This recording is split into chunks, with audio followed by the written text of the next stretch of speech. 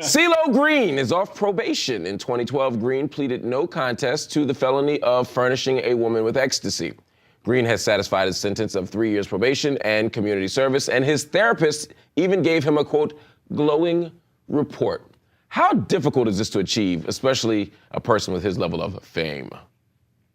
Well, it's not necessarily difficult to achieve. I think he was really adamant about doing his hours of community service and doing them proficiently and as quickly as possible. He had about 360 hours of community service he had to perform.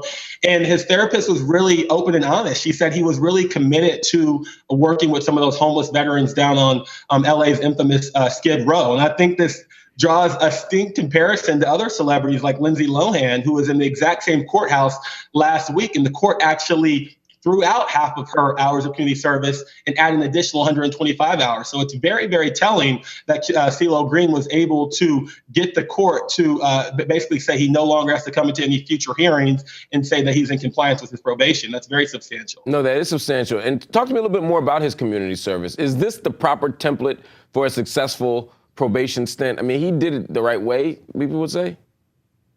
I think it is a good template. I think he agreed and acknowledged that he was wrong back in 2012 when he provided that ecstasy to that individual. And he's really been a stand-up citizen to go to that area in LA and to really perform his community service. So I think it is a good template. And it clearly is showing, based upon the testimony from his counselor, that he's been affected and he's improved as a person as a result of this punishment. Absolutely. But what about the fact that he's still a creep? I know you don't want to comment on his creepiness, but can we roll another still of him? Can we just show the still of him at the table?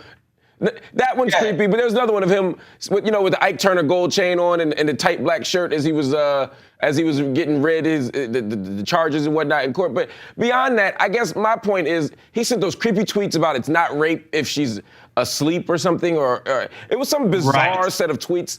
Will he be able to recover from the creepiness factor that's been attached to him, whether it's true or not? Well, I think that's a different issue altogether. But I think with respect to that tweet, he did apologize. He came out, and the court initially was looking into the fact of whether or not they were going to potentially pursue rape charges against him, but they ultimately didn't find enough evidence to pursue those. But separate and apart from the legal issues, I do understand where you're coming from. He is kind of an odd-looking dude, so he might not ever to be able to escape the creepiness.